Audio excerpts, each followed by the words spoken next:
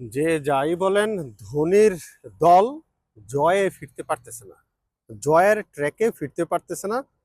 আমার কাছে মনে হয় যে প্রত্যেকটা ম্যাচে একজন একজন করে টেস্ট ব্যাটসম্যান মানে কিভাবে উদ্ভব হয়, উদয় হয়, এটাই বুঝি না। আজকেও দেখলাম ওপেনার কি নাম এটা আমি চিনি না। টেস্ট ম্যাচ 49 বলে 69 রান।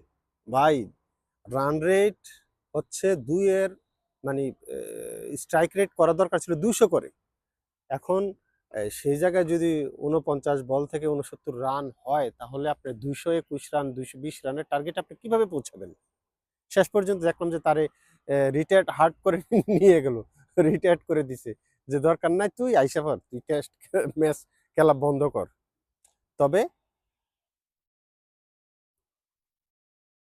চেন্নাই সুপার কিংস যে ভুলটা করছে সেটা হচ্ছে মুস্তাফিজুর রহমানকে দলে ভিড়ানো প্রয়োজন ছিল।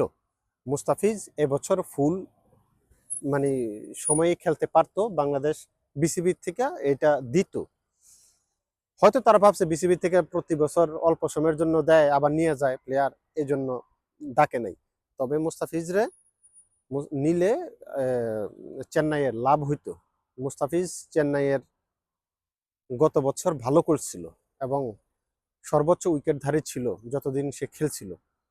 আমার কাছে মনে হয় যে ধোনির দল এবার মানে প্লে প্লে অফে যাইতে পারে কিনা সন্দেহ আছে। যেভাবে খেলা দেখাচ্ছে, ধোনি লাস্ট মুহূর্তে এসে একটু 4-6 মাইরে একটু গরম করছে মাঠ।